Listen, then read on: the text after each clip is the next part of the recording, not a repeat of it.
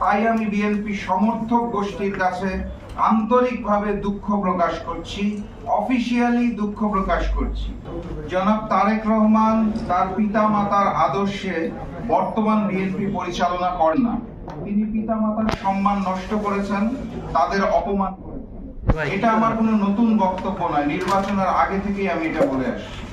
গত 15ই এপ্রিল 2026 বুধবার এক আলোচনা সভায় আমার দেওয়া বক্তব্যে আমি একই কথা বলেছি, নতুন কিছু নয়।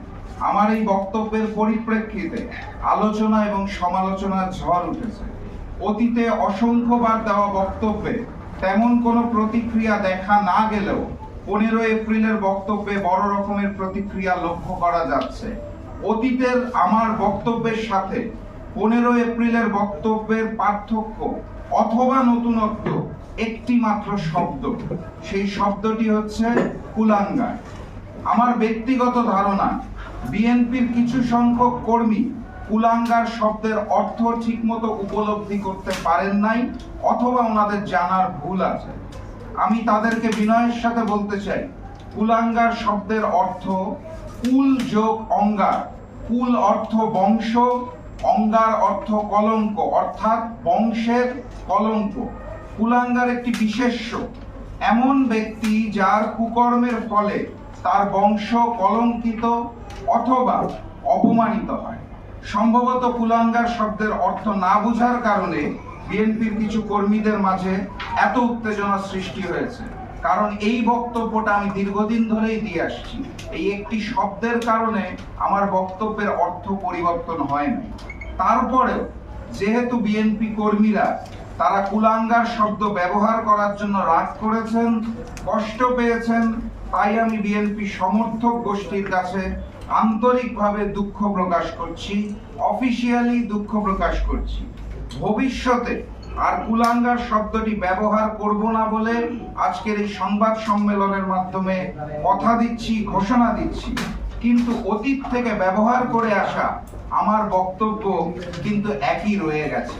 আমি এই শব্দটা যেহেতু আপনারা মন খারাপ করছেন আর ব্যবহার করব না। আমি মনে প্রাণে বিশ্বাস করি তারেক রহমানের নেতৃত্বাধীন বিএনপি শহীদ প্রেসিডেন্ট জিয়াউর রহমান ও দেশনেত্রী বেগম খালেদা জিয়ার আদর্শের বিএনপি নয়, যেটা তিনি নির্বাচনের পরে জুলাইয়ের সাথে বেইমানি করে, দেশের 70% মানুষের গণভোটের হার সাথে বেইমানি করে অলরেডি প্রমাণ করেছে। সম্মানিত সাংবাদিকবৃন্দ, আমার এই বক্তব্যের পরিপ্রেক্ষিতে দেশের বিভিন্ন অঞ্চলে বিএনপি সমর্থক গোষ্ঠী প্রতিবাদ করেছে, মিছিল করেছে, মিটিং করেছে, আমার কুশপুত্তলিকা দাহ সহ নানাবিধ কর্মসূচি পালন করেছেন। সেটা করার সম্পূর্ণ গণতান্ত্রিক অধিকার তাদের রয়েছে। আমি সরকারপন্থী নেতাকর্মীদের আমার পক্ষ থেকে সাধুবাদ জানাই।